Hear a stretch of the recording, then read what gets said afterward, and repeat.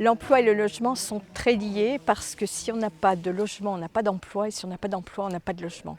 Une difficulté supplémentaire aujourd'hui, c'est la précarité des emplois qui ne permet pas, et notamment aux jeunes, forcément d'obtenir un logement.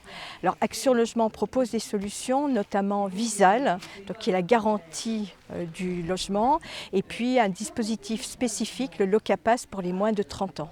L'accès au logement, c'est quelque chose que l'on retrouve dans tous les pays, alors avec des poids différents.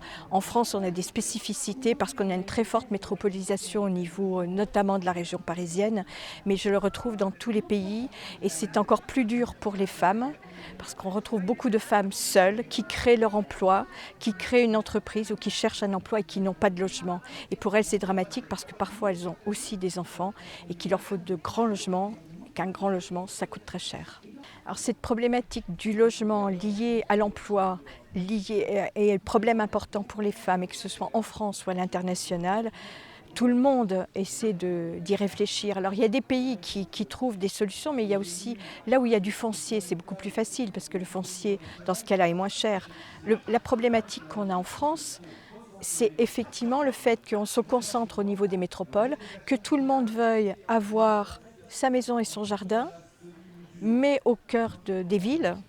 Donc c'est pas compatible, il y a un moment il faut faire des choix.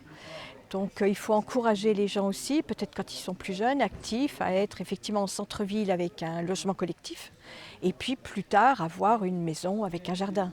Mais dans ce cas-là, il faut aussi des structures autour des logements, des parcs, il faut aménager pour que les enfants puissent aussi être à l'extérieur, c'est l'idéal.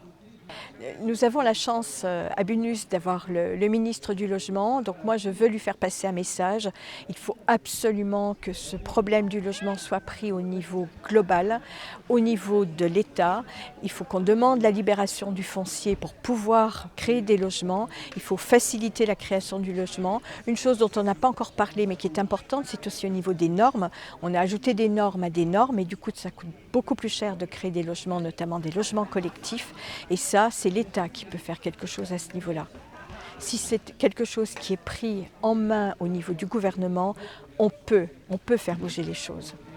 Peut-être qu'à un moment, il faudra imposer des choses, il faudra imposer des plans d'aménagement. Mais ça, il n'y a que l'État qui peut le faire. Et on compte beaucoup sur lui.